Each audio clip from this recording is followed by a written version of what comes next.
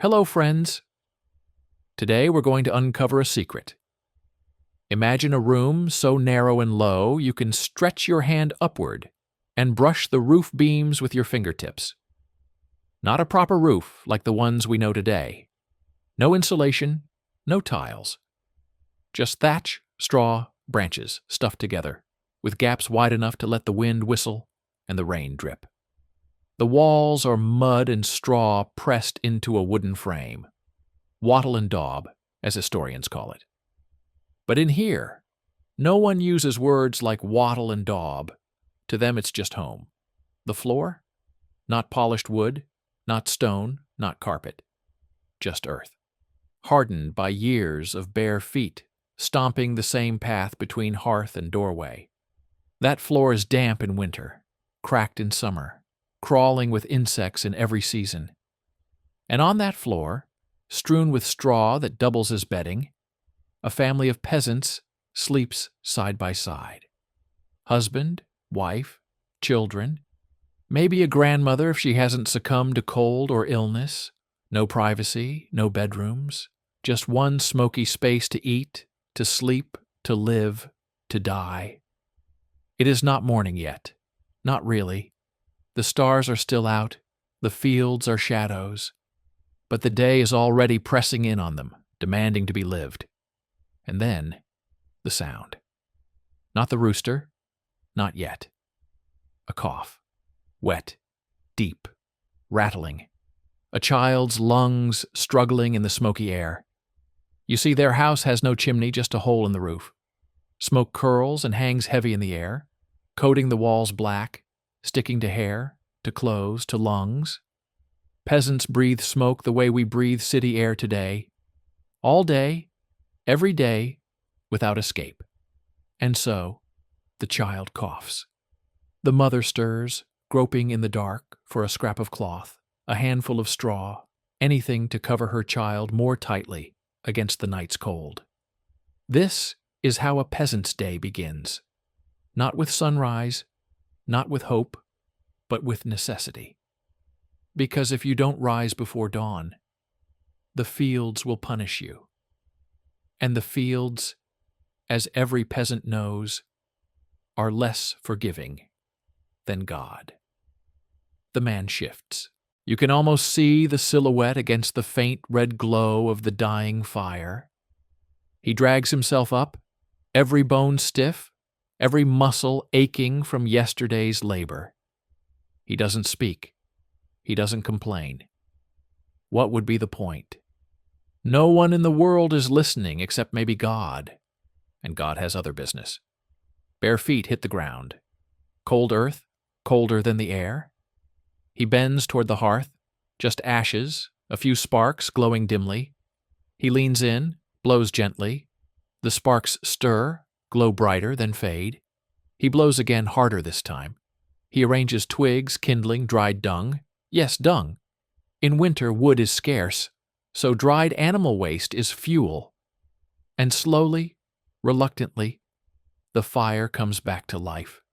The faint orange light reveals more of the room, low beams blackened with soot, tools hanging on pegs, a few clay pots, a wooden bucket, a table rough-hewn from a tree trunk.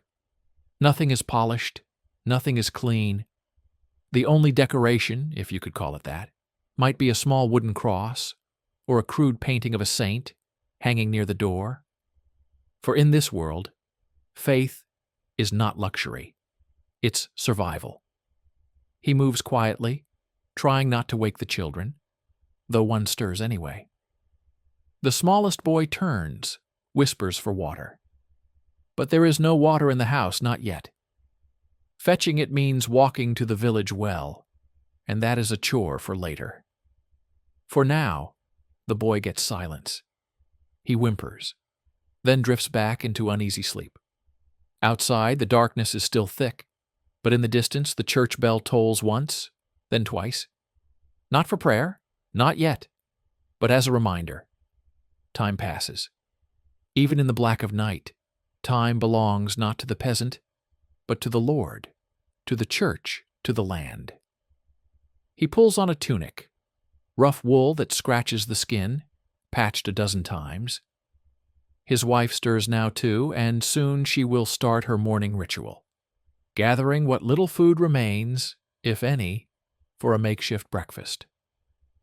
A crust of yesterday's bread, hard as stone. Maybe a bit of cheese if they were lucky last week. Maybe nothing at all. Hunger, after all, is not an emergency here.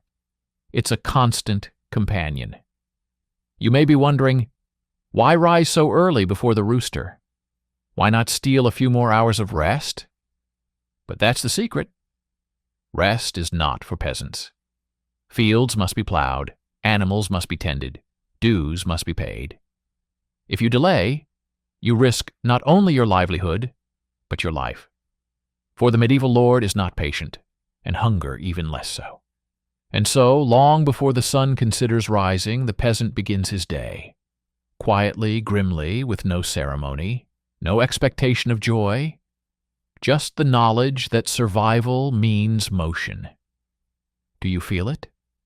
The weight of that dawn?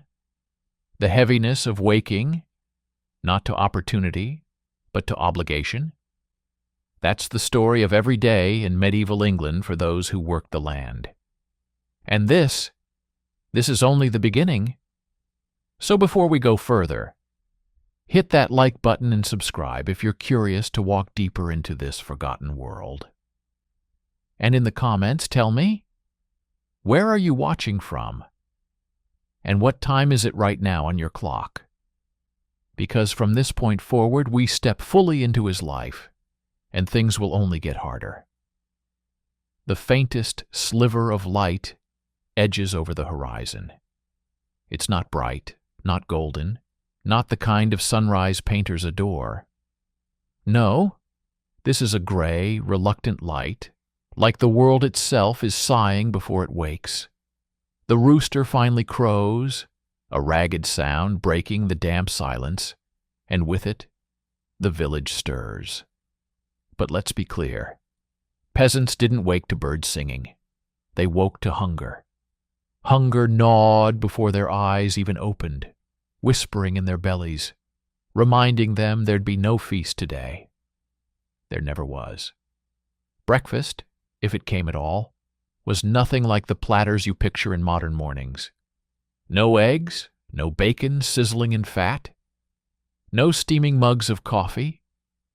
Instead, imagine a hard crust of bread, yesterday's leftovers, dipped in thin ale to soften it. Because ale, weak, cloudy, more water than brew, was safer to drink than the well water that could sicken or kill. And so, dawn meant a choice. Eat what little there is now, or save it for later, when exhaustion sets in. Many families chose the latter. Better to face morning on an empty stomach than collapse mid-plow with nothing left to chew. The man of the house, our peasant, pulls his belt tight around his tunic. Not for fashion, not for fit. Tightening the belt makes the stomach feel less hollow. A trick of pressure, not nourishment. His wife sets the bread on the table. She breaks it carefully, portioning with precision. Every crumb matters. The children whimper, already restless. One stretches out a hand too soon, and she snaps at him sharply. Discipline is survival. Outside the air bites, mist curls low over the fields, dampening clothes, chilling bones. The peasant steps into it barefoot or in worn leather shoes, soles patched until there is more patch than shoe. His breath fogs. The land lies before him, endless, indifferent.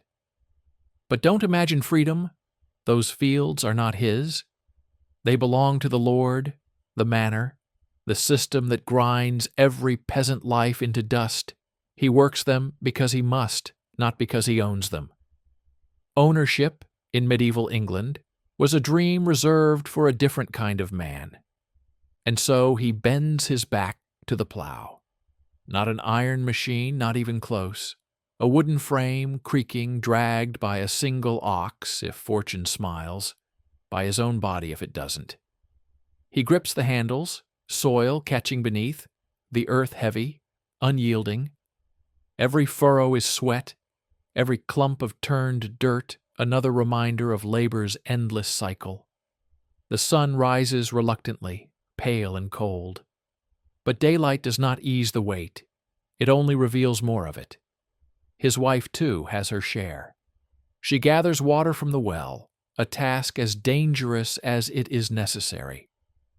Wells are gathering places, gossip centers, but also traps for illness. One sip of fouled water could spread disease through a family, a village, a whole parish. Still, she hauls the heavy bucket back, arms aching because thirst cannot wait.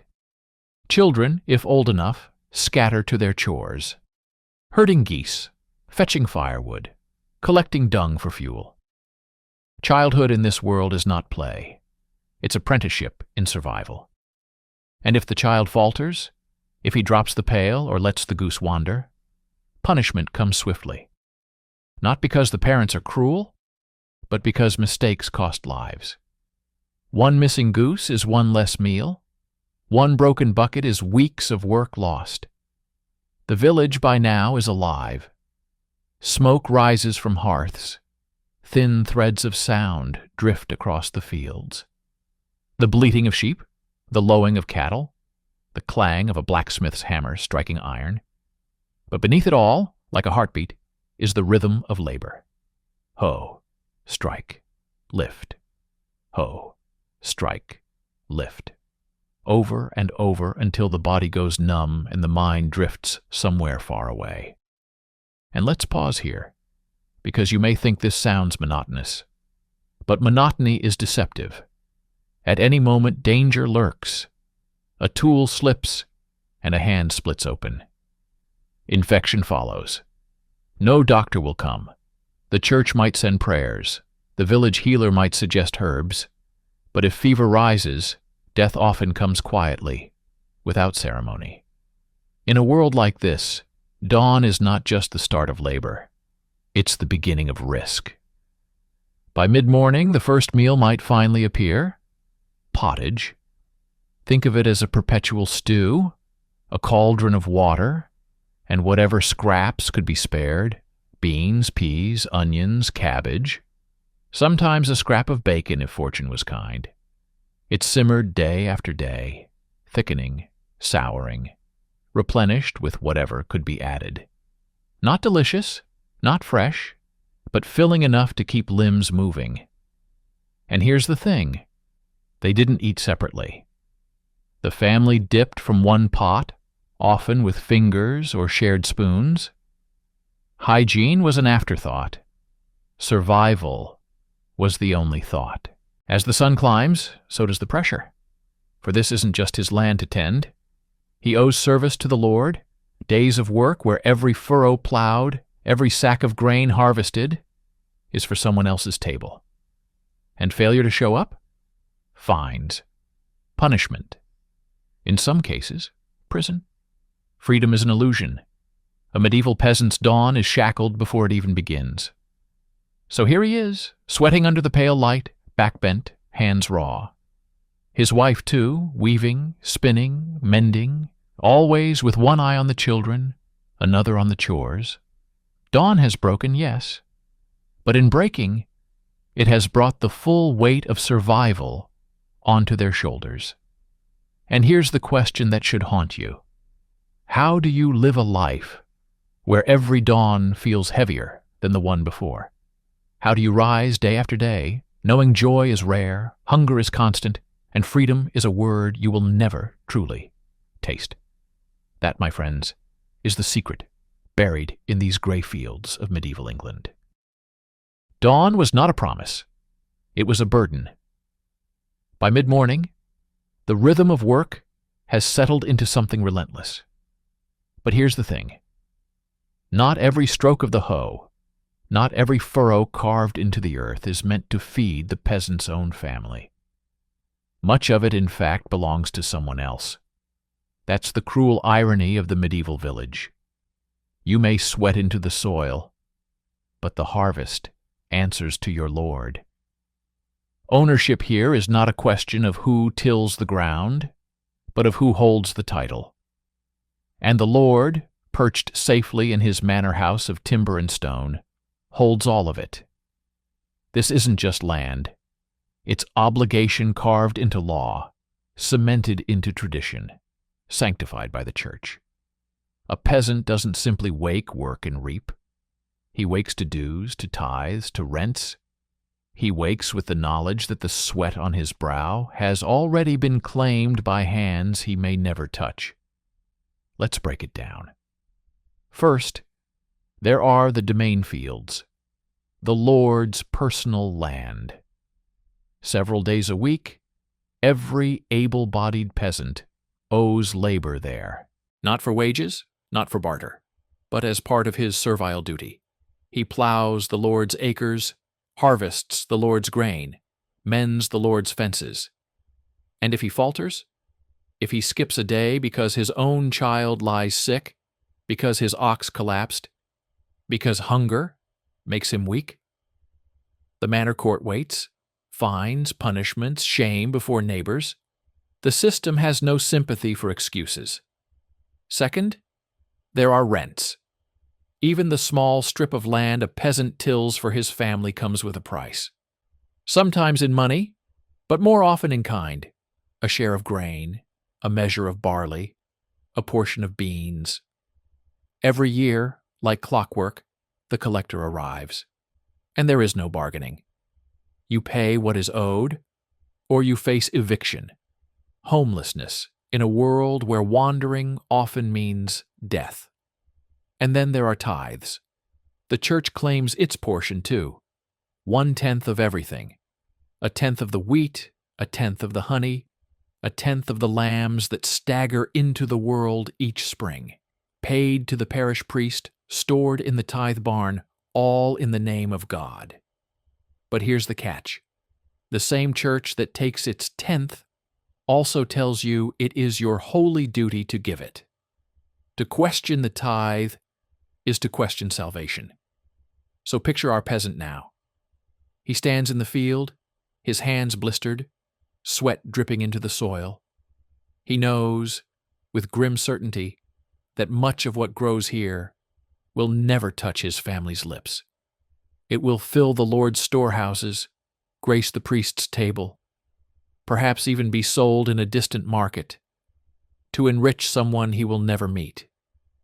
He is left with what remains, and often that isn't much. And the obligation doesn't stop with crops. There are smaller dues, countless and constant. A pig must be slaughtered at the Lord's mill, a chicken offered at the manor on feast days, fees to use the Lord's oven, the Lord's press, the Lord's bridge. Imagine living in a world where every action, every necessity of life, is tethered to a price you cannot refuse to pay. The peasant bends again to his work. The ox strains against the harness, mud clinging to its legs. The sun climbs higher, warm now but unforgiving. His shirt, rough and patched, clings to his skin. Every motion is deliberate, practiced, the body working like a machine that knows no rest. And always in the back of his mind, the obligations tally. But let's not imagine him as broken. That's too easy, too neat. Because within this web of obligation lies a certain resilience. Peasants knew the system was stacked against them. They muttered about it in whispers, joked darkly by the fire, found small ways to bend the rules. A hidden sack of grain tucked away before the tithe was measured. A few hours stolen to work his own field when he should have been on the domain. Resistance wasn't rebellion, not openly, but it was survival, waged in inches and shadows. Still the weight pressed down, and it wasn't just physical, it was spiritual. The church's voice echoed everywhere, in the ringing of the bells, in the painted saints that stared down from the parish walls, in the priest's sermons that warned against sin. Disobey your Lord, the priest might remind, and you risk your soul as well as your body. The obligations weren't merely economic, they were moral, eternal. A trap of labor bound tight by both whip and scripture. By noon, the peasant pauses. His wife arrives with food, the same pottage, maybe thickened, maybe thinned. They squat in the field, eating quickly, silently, because every moment away from the plow is a moment stolen from work. And then, almost before the hunger is dulled, the tools are lifted again. The earth waits, the Lord waits, the obligations never stop. Here's the cruel truth. The peasant's life isn't measured by what he gains, but by what he owes. Each dawn begins with debt, to the Lord, to the church, to his family. Every furrow dug is a payment, every seed sown a token in a game where he can never truly win. And yet the system persists because it works. It keeps the manor supplied, the priest fed, the kingdom stable. The peasants are the gears in the machine, grinding, turning, wearing themselves down to keep the great structure upright. And like gears, they are replaceable. A man dies, a son takes his place. A woman falls ill, a daughter rises to the task. The fields don't pause for grief, or for rest, or for hope. And so the day stretches on, the weight of obligation pressing like the very sky above them. It is not freedom they work for, but survival beneath chains, made invisible by centuries of tradition. By the time the sun tips over its highest point, hunger has already dug its claws deep. You might imagine a hearty feast, meat sizzling on spits, flagons of ale clinking in laughter. But erase that picture. That's not the world of the peasant. For him, food is never about indulgence. It's about surviving another day. The meal that arrives in the fields or at the cottage hearth is simple, monotonous, sometimes nourishing, sometimes barely enough. Its very simplicity tells the story of a society that reserves its richness for those higher up the ladder. The cornerstone? Bread, but not the soft white loaves you might picture on a bakery shelf. This bread is dense, dark, coarse, made from rye or barley, sometimes mixed with beans, peas, or oats. It is heavy in the hand and rough on the stomach. Its crust is hard, its flavor earthy, sometimes sour, sometimes bitter. And if the harvest has been poor, if the stores have dwindled, the bread may be stretched with fillers, ground acorns, chaff, even powdered weeds. In desperate years, bread itself could become a poison, its mold and rot a silent killer. Beside the bread sits the eternal companion, pottage. Imagine a perpetual stew simmering day after day in the same blackened pot. Barley, peas, onions, cabbage, leeks, whatever the garden or field can spare, boiled together into a thick, humble gruel. Sometimes it's hearty, thick with beans or lentils. Sometimes it's thin, little more than flavored water. If fortune smiles, a sliver of bacon fat or a bone finds its way in, lending richness to the broth. But meat, real meat, is rare. A treasure for feast days, not ordinary afternoons. The peasant eats quickly, crouched on the field's edge or huddled by the fire. There is no ceremony. A shared wooden bowl, a chunk of bread dipped and torn, fingers doing the work of spoons. Children grab what they can. Mothers stretch portions as far as they'll go. Hunger is a constant shadow, and food is measured not in satisfaction but in survival. But food is more than sustenance. It's a calendar of scarcity and plenty. In summer, fresh vegetables offer a brief relief. In autumn, the harvest swells the larder. But winter is cruel. By January or February, the stores are thinning. Bread is rationed. pottage grows thin. A family might boil nettles, chew on roots, gnaw on whatever can be foraged from hedges and woods. These months even had a name, the Hungry Gap, the season where the old harvest dwindled and the new one had yet to grow. Many did not survive it. Even water is not simple. A stream may serve, but often it is foul, shared with animals.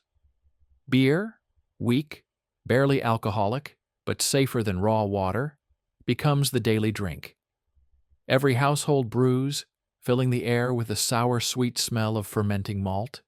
Children drink it, elders drink it, peasants drink it morning and night, not for pleasure, but because thirst is as relentless as hunger, and hovering over all of it is obligation. Remember the tithe, a tenth of the harvest carried to the church's tithe barn. That means a tenth less bread, a tenth less pottage, a tenth less survival for the family who did the work, and rents, dues, payments to the miller, to the baker, to the Lord. Food, once harvested, scatters like chaff. Here a measure of grain to the priest, there a portion to the mill. The peasant's table is always the last to be served. Yet there is also a strange kind of community in food. The sharing of the pottage pot, the gathering at the bakehouse where villagers bring dough to be baked in the Lord's oven, the communal drinking at feast days, when ale flows more freely. Food ties them together as much as it divides them. The scarcity teaches cooperation, the hunger forces solidarity. And feast days, those rare, shimmering exceptions. Easter, Christmas, saints' days. On those mornings a peasant might sit to bread made of wheat, meat roasting on spits, pies filled with pork or goose, jugs of stronger ale. For one day the gap between lord and peasant narrows, if only in taste. But it is fleeting. The next morning the pottage pot bubbles again, filled with beans and leeks, as if the feast had been a dream. Let's not forget the psychological weight of it. Imagine living where hunger isn't an occasional annoyance, but a familiar companion, where you measure time by meals, not when they arrive, but when they fail to, where your children's cries at night are not from monsters in the dark, but from bellies too empty to sleep. Hunger shapes the body, yes, but it shapes the soul too. It breeds resilience, cunning, and sometimes despair. By afternoon, with a meal in his belly, however meager, the peasant returns to the field. Bread and pottage fuel the body, but only just. His steps are heavy, his work resumed. The food gives enough to keep him alive, enough to keep him in the cycle. And maybe that's the point. The meals are never meant to be generous. They are meant to sustain labor, to keep the machine running, to feed the Lord's manor and the church's tithe barns. The peasant's stomach is just another cog in the feudal system. And so, as the sun leans westward, the pottage pot is scraped, the breadcrumbs scattered. The peasant licks his fingers, wipes his mouth, and bends again to the plow. Hunger is not banished. It is merely postponed. The sun has passed its peak, but its fire does not relent. The fields shimmer with heat, the air hums with insects, and the weight of the day presses down like a millstone. This is the crucible where peasants spend the most brutal hours, where sweat mixes with soil, where the line between survival and collapse blurs. Work in the afternoon is not lighter than the morning. It is heavier. The bread and pottage have given just enough fuel to keep the body moving. But the body itself resists. Muscles ache, backs bend, blisters sting. Yet the plow must cut deeper, the hoe must strike harder, the cart must be dragged farther. There is no pause button, no consideration for exhaustion. The rhythm of feudal life is unyielding. To slow is to fail, and to fail is to risk hunger, punishment, or worse. Think of the plowman, his oxen straining before him. The plow itself is not the polished tool of later centuries, but a heavy, wooden frame with an iron tip, crude yet indispensable. Each furrow he turns requires strength, precision, and stamina. The oxen groan, mud clogs their hooves, stones jar the blade, and every snag jolts through his arms like a hammer blow. Sweat pours down his face, soaking his tunic until it clings to his skin. The sun burns his neck, dust fills his lungs, and yet he must keep pushing, furrow after furrow, until the land itself seems to blur into endless rows. Elsewhere, women and children bend over garden plots or glean in the fields, weeding, sowing, gathering herbs, tending to animals. Their labor is no less intense. Small children shoe crows from the barley or carry water in heavy wooden buckets. Women spin wool as they walk, their hands never idle, or stoop to gather nettles for the evening pot. Every member of the household contributes, for in the arithmetic of peasant survival, even the smallest hands add weight to the balance. The body suffers. Backs curve from years of stooping.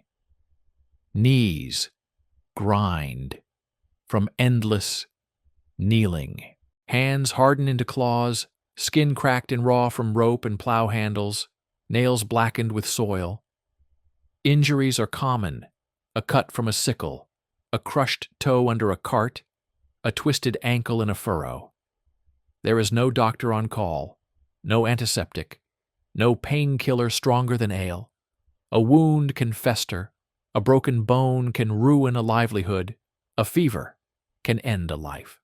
The peasant works, knowing that the smallest accident can shift his family's fortunes from survival to starvation. But toil is not just physical, it is psychological. The land itself demands submission. To work a field is to wrestle with nature, to feel its resistance, to fight its refusal to yield. Some days the earth is too wet, the mud sucking at feet like a trap. Other days it is too dry, the soil breaking into dust that stings the eyes and slips through the fingers. And always, above it all, the knowledge. No matter how hard you labor, the harvest is not yours alone. The Lord will take his due, the church will take its tithe, and only what remains will find its way to your family's table. The afternoon is punctuated by sound: the creak of wheels, the crack of whips, the lowing of oxen, the rhythmic thud of hoes and sickles. Voices rise and fall, men shouting encouragement to beasts, women calling to children, curses muttered under breath. Sometimes hymns or work songs are sung to keep rhythm, a chant against exhaustion. The songs are not joyful in the modern sense. They are survival mechanisms, ways to distract the mind from the body's rebellion. And yet, amidst the sweat and toil, there are fleeting moments of humanity. A shared laugh when a pig escapes its pen, a whispered conversation between laborers bent close in the field, a child plucking a wild flower and tucking it into their mother's apron. These small acts do not erase the hardship, but they punctuate it, allowing the spirit to breathe for a moment before the grind resumes. Consider also the invisible weight. Obligation. A peasant's labor is never entirely his own. When he digs, sows, or reaps, he does it not only for his family but also for the Lord's manor. Corvée labor, days spent working the Lord's fields without pay, eats into the time he could use for his own. And if he fails to meet his obligations, fines or punishments follow. So he labors doubly, for his plot and for the manor, his sweat divided, but his strength finite. And the irony is brutal. The harder he works, the more he proves his value as a laborer, and the more his obligations tighten. His very survival ensures his continued bondage. The sweat that drips into the soil is both his lifeline and his chain. By mid-afternoon, exhaustion deepens. Shadows lengthen, but the tasks remain. There is always another furrow to turn, another cart to load, another row to weed. And yet, there is no room for complaint. Complaint is dangerous. To grumble too loudly against the system is to invite suspicion, to be marked as a troublemaker, to risk the lash of authority. Silence becomes another tool of survival, as essential as the plow or the hoe. Imagine standing in that field, your shoulders burning, your back screaming, the horizon still far. There is no end until the sun itself relents. And so the peasant lowers his head, grips the handle, and pushes forward once more, swallowed by the vast, relentless labor of the land. The hours of blistering toil drag on until the sound that every peasant longs for finally cuts through the hum of insects and the creak of carts. The church bell. Its tone carries across the fields like a voice from the heavens, solemn and commanding. And with it comes the promise of release. But in the medieval village, release is never complete. The bell does not mean leisure. It means transition. The first notes roll over the fields, heavy and slow, and heads rise almost in unison. The oxen seem to hear it too, pausing in their trudging circles, ears flicking as though they too understand that the day has turned. For the peasants, the bell is both a mercy and a summons. It marks the end of field labor, but it also calls them back to the village, back to the church, back to the duties that anchor their lives beyond the soil. Tools are lifted, wiped down, or simply left where they lie, to be taken up again tomorrow. The men straighten their backs, feeling the weight of hours spent bent double. Women gather their children, herding them like sheep, dust streaked across their faces. There is no cheer, no triumphant sense of freedom, only weary relief that the worst of the day is behind them. The walk back to the village is its own ritual. Paths carved into the earth by countless feet snake between fields, hedgerows, and stiles. The villagers walk in clusters, their voices low, the rhythm of conversation broken by yawns or coughs. Dust clings to their feet, sweat dries into itchy salt on their skin, and hunger gnaws again, though supper is still a way off. As the bell tolls on, its meaning shifts. It is not only the sign that work is over, it is also the call to prayer. The church stands at the village's heart, its stone walls cool and shadowed, compared to the raw brightness of the fields. Everyone will pass by it, and many will enter, for to ignore the call of the bell is to court suspicion, even sin. The priest may not notice every absence, but the neighbors will, and in a world where reputation can mean survival, no one wishes to be branded irreverent. Inside the church, the air is thick with incense and candle smoke, the only softness in a day otherwise hard-edged with dust and labor. Knees bend on cold stone floors, fingers trace crosses in the air, and lips move silently in Latin words barely understood. The prayers are murmured, the chants echo, and for a few moments the villager's toil feels distant, as though lifted away into some divine ledger. But the bell's toll is more than spiritual. It regulates the entire rhythm of life.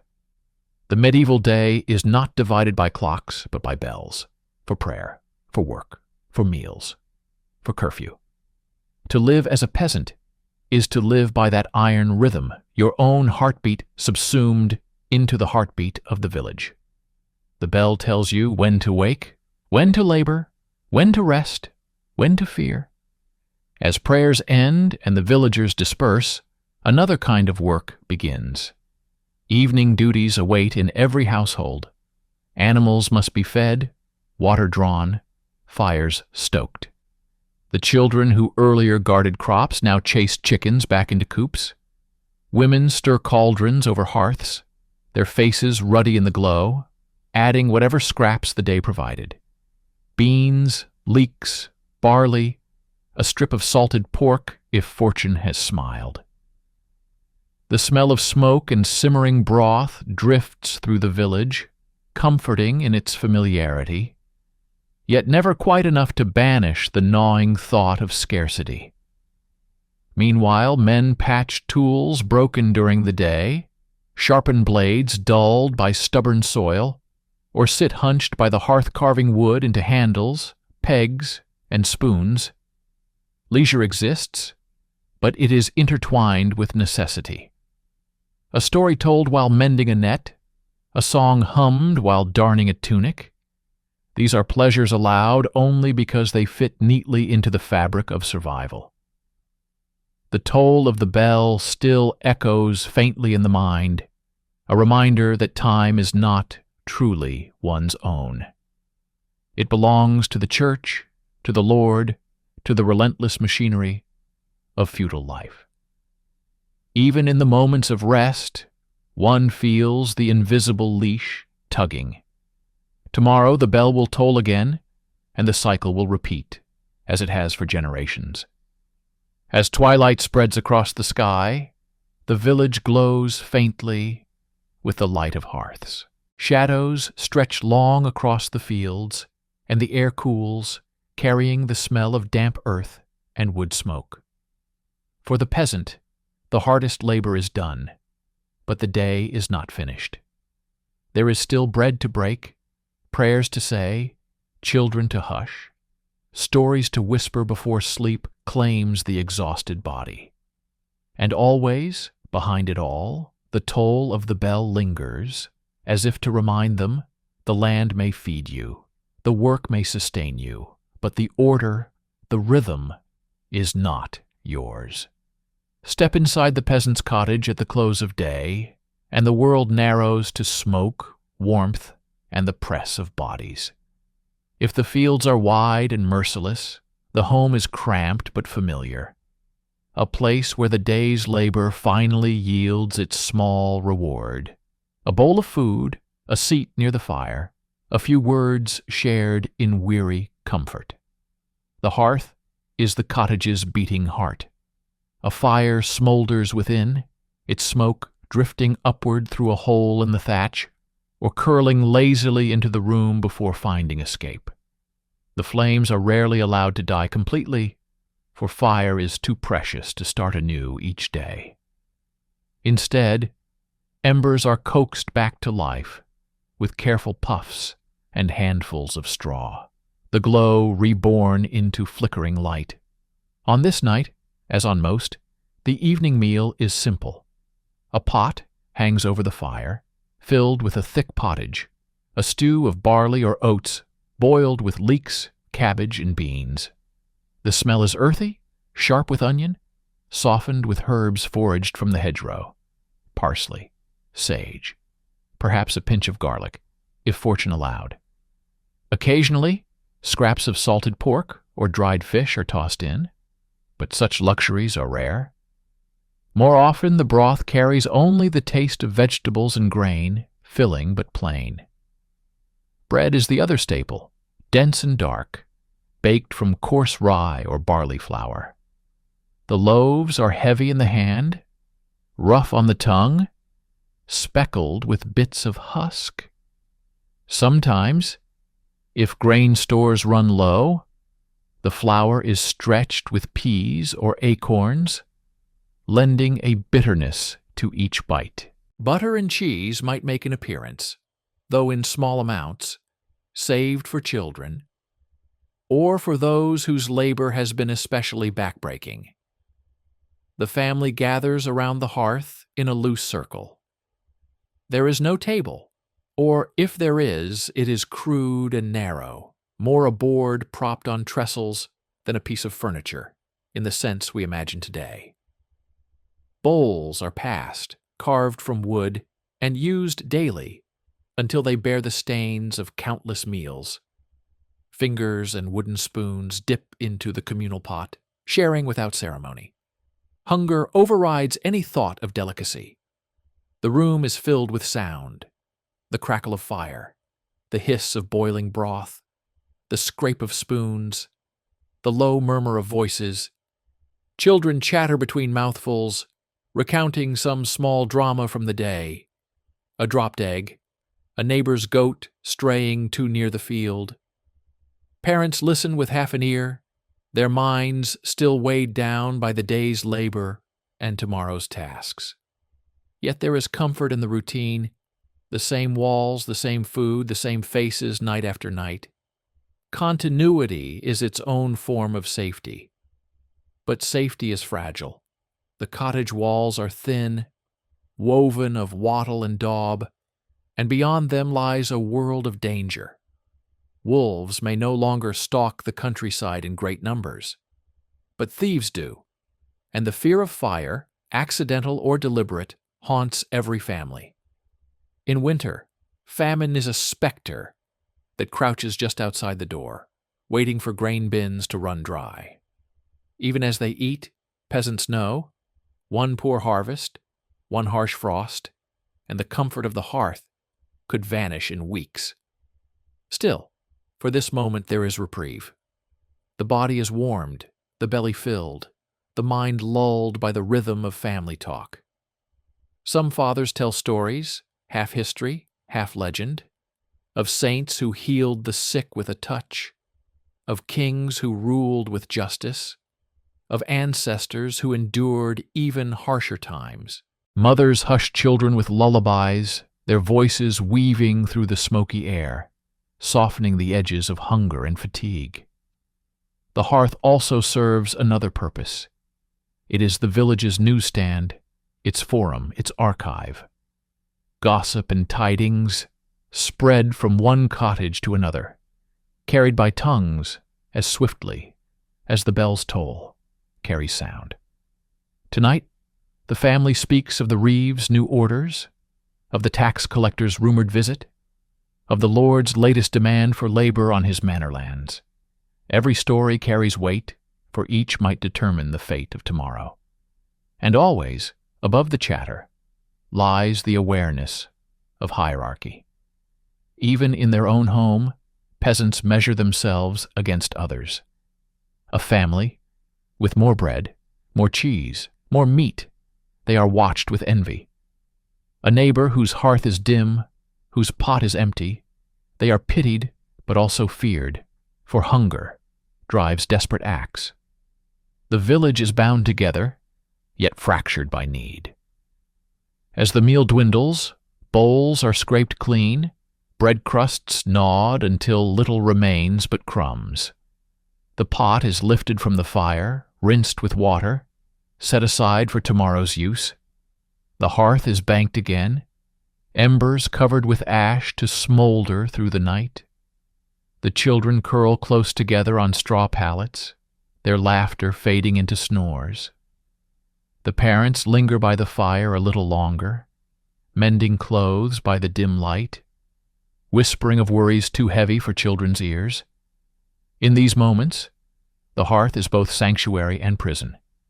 It shields from the dark, yet it binds the peasant to a life of relentless repetition. Day after day, the same pottage, the same bread, the same worries carried into night. To modernize, it seems unbearably monotonous. But for the medieval peasant, routine was survival. Stability, even at its meager level, was victory against the chaos of the world.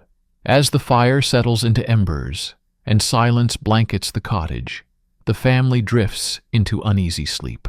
Outside, the night deepens, owls call from the trees, and the village exhales into darkness. Tomorrow will come soon enough, announced once more by the crow of the rooster and the toll of the bell. And so another day edges toward its close, One supper at the hearth, blending into the next, binding the peasants' lives in an unbroken chain stretching across generations. The day may have ended, the fire may be banked, and the village may lie in quiet darkness. But for the medieval peasant, night was never just sleep. It was mystery. It was danger. It was the time when the known world faded into shadow, and the invisible world pressed in close, whispering through the cracks in the wattle and daub. For us, darkness is a mere inconvenience, solved by the flick of a switch. For them it was alive. Every flicker of shadow was a sign. Every creak of timber in the wind could be a warning. The night belonged not to people, but to things unseen, spirits, demons, witches, the restless dead. And the peasant family huddled in their cottage knew this. They carried that knowledge in every muttered prayer, every charm tied to the rafters, every cross drawn hurriedly over the chest before lying down to sleep. Children, wide-eyed in their straw beds, were warned never to wander outside after sunset. The paths that were safe in daylight became trickster roads in the dark, where a man could walk for hours only to find himself back at his own door, or worse, led astray to marshes where ghostly lights danced above the bog, luring the careless to drown. Will-o'-the-wisps, they called them, the souls of the unbaptized or the damned, doomed to flicker eternally at the edges of human sight. But it was not only spirits that haunted the night. Witches were said to gather under moonlight, working charms with herbs and whispered words. A cow might sicken, a child might waste away, a harvest might fail, and someone somewhere would whisper, "She did it." A neighbor, a widow, a woman with too much knowledge of plants and too few friends. Fear turned suspicion into certainty, and the night seemed to magnify it all. Even the church bells, silent in the evening, left the peasants exposed. In daylight, the bell's toll kept order, marking the hours of labor and prayer. At night, its silence was unsettling. Without its voice, the world felt unmoored, left to the chaos of forces no priest could fully tame. Yet many peasants placed crucifixes above their doors or carved symbols into their beams, hoping to ward off whatever prowled outside. Inside the cottage, talismans were hidden in plain sight. A sprig of rowan above the lintel, a horseshoe nailed upside down to catch wandering evil, knots tied in threads or hair, believed to bind misfortune before it could take hold. Superstition and faith intertwined so tightly that neither could be untangled from the other. The priest might preach against charms, but the same priest would bless holy water for sprinkling at the thresholds. Dreams themselves were not neutral. To dream of bread was a blessing. To dream of fire an omen of misfortune. The peasant who woke in sweat might whisper their vision to a neighbor the next day, seeking meaning, fearing that it was not just dream, but warning. In a world where survival hung by a thread, every sign was worth reading. And yet, night was not only terror. It also carried wonder. The sky stretched above with stars clearer and brighter than most of us have ever seen. A cathedral of light where the Milky Way spilled across the heavens. Some saw it as the road of souls leading to paradise. Others believed the constellations themselves guided time, the farmer's calendar written in stars. The movement of Orion, the rising of Pleiades, the moon's changing face, all whispered secrets about when to sow, when to reap, when to brace for frost. By the embers of the hearth, stories were told. Tales of saints who battled demons, of kings who slept under enchanted hills, of fairies who traded favors at a terrible cost. These stories were not diversions. They were maps of the invisible world, guides for how to live in a universe where the line between natural and supernatural was paper-thin. And so the peasants lay down to rest, wrapped not only in blankets of wool and straw, but in layers of belief, hope, and fear. Night was never empty. It was full of possibilities, of presences, of meanings. Sleep came slowly, fitfully, interrupted by dreams, by the stir of animals, by the shifting of the wind. Every creak might be a spirit, every shadow a test of faith. By morning most fears would dissolve in daylight, mocked by reason and routine. But in the dark hours those same fears ruled without challenge. For the medieval peasant, to survive night after night was itself an act of courage, though they might never call it that. The sun had set hours ago, but for the medieval peasant, night did not mean rest, not yet. There were still tasks to be done, duties that stretched into the darkness like shadows themselves. Inside the cottage, the hearth was the center of everything. A fire was not just warmth, it was survival. Without it, the cottage would turn to stone-cold damp. The embers had to be fed just enough to keep alive until morning, but not so much that the fuel was wasted.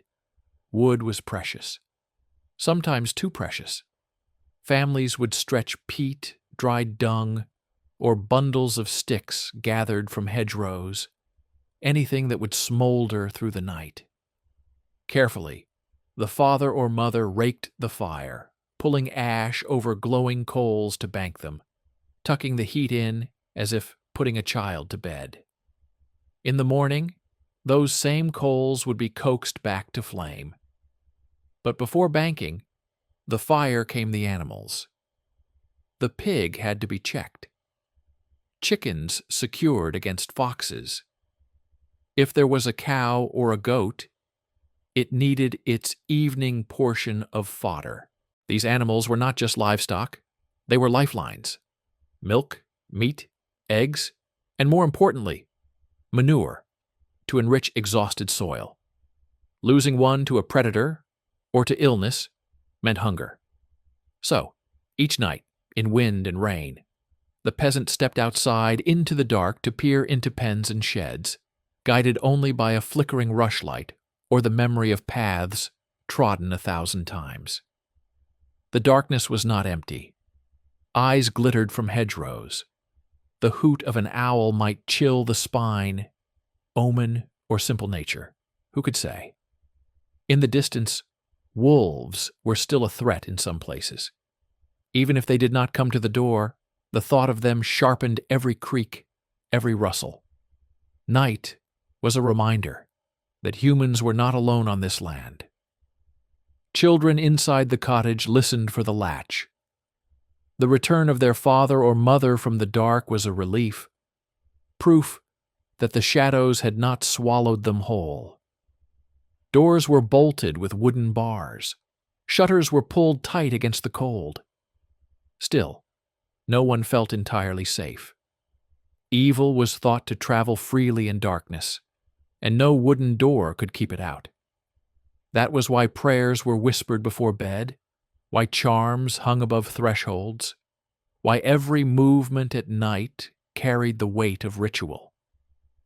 After the animals, after the fire, came the small, practical duties. A child might be shaken awake to relieve themselves in a pot before the household settled into heavier sleep. Straw bedding might be rearranged, vermin shaken out. Water for the next day might be set by.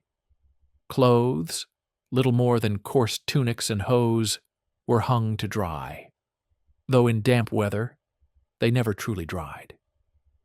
And then silence. Not the silence we know, muffled by humming appliances and distant cars. This was the silence of a world without machines. A silence broken only by the crackle of ash, the shift of a sleeping animal, or the breathing of family members huddled close. For some, this silence was comforting. For others it was heavy, too heavy, pressing down like a weight, stirring thoughts of death and the grave. Yet even then, duties might call. A sick child crying in the dark. A neighbor knocking with news of a birth or a death. A midwife summoned in haste, trudging with lantern light across the fields. Or the church bell, rare but terrible, tolling in the night to warn of fire, flood, or attack. Nightfall duties did not always belong to the household alone.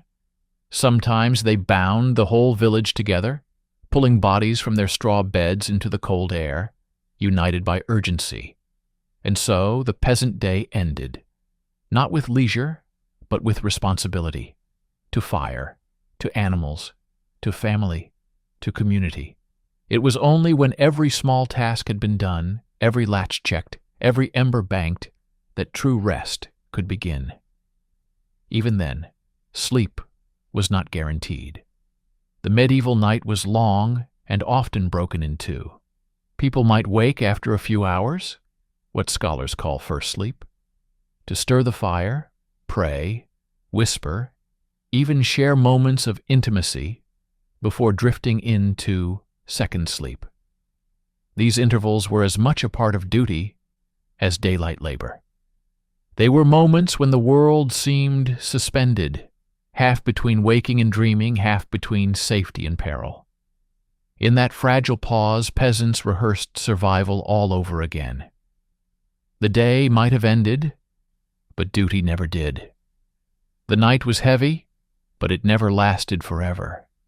In the medieval world, darkness was both a curtain and a crucible. Behind it, life shrank to embers and whispers. But always, always, there was the promise of dawn. And so the cycle continued, as it had for centuries. When the peasant stirred in the gloom, it was not from comfort, but from necessity. The air inside the cottage was damp, heavy with smoke and the scent of straw and sweat. Outside, frost clung to the thatch, and a faint paling of the sky hinted at morning. A rooster's call pierced the quiet, ragged but commanding. It was less a signal of hope and more an order. The day had begun, and the land demanded attention once more. The fire was coaxed back to life, as it had been the night before, and the one before that. Hands still raw from yesterday's labor stretched toward the heat. Children shifted, half asleep, their thin bodies curled together under scratchy blankets of wool. Bread was broken, rough and stale, dipped in ale or broth to soften it. No feast, just fuel. And as the first light crept through cracks in the shutters, the same cycle prepared to unfold. Fields, beasts, obligations, prayers, fears. It was endless, but not meaningless. In repetition, there was survival. Each act, feeding the animals, tending the soil, guarding the fire, was a thread in a rope that bound a family to life itself. Break one thread, and the rope frayed. But keep weaving, day after day, and the rope endured. For the medieval peasant, this endurance was everything. Dreams of plenty or escape were fleeting. Reality was the land, the Lord, the church, the village. Yet even within these limits, there was resilience. A laugh over a shared jug of ale. A lullaby hummed in the dark. A whispered prayer, not for wealth but simply for tomorrow. And tomorrow always came, different in detail, identical in essence. The endless cycle was not just a curse but a strange form of comfort. For in its rhythm, peasants found certainty in a world filled with uncertainty. The seasons might fail, the harvest might wither, but the duties remained the same. They were the only constant, and perhaps in their own way, the only freedom. So as the rooster crowed again, as footsteps crunched once more across the frost, the cycle closed, only to begin again. A day in the life of a medieval peasant was not a single story, but a circle that spun without end, generation after generation. And within that circle lay not just toil and hunger, but also endurance and a stubborn, quiet kind of hope. And now, friends, if you followed this journey through the cold dawn, the laboring fields, the church bells, the hunger, the nightfall, and back again into morning, I want to thank you. You've just lived a full day in medieval England without lifting a plow or banking a fire. If you felt the chill, if you smelled the smoke, if you heard the whispers in the dark, then this story did its work. And if you want more tales like this, more forgotten histories and hidden truths, you know what to do. Subscribe, drop a comment below, and tell me where you're watching from and what time it is there. I always love seeing who's out there, sharing these long nights and early mornings with me. And don't forget to like this video if it made you see the past in a new way. Because trust me, the past still has secrets left to tell. Until next time, keep your fire banked, your doors bolted, and your curiosity alive.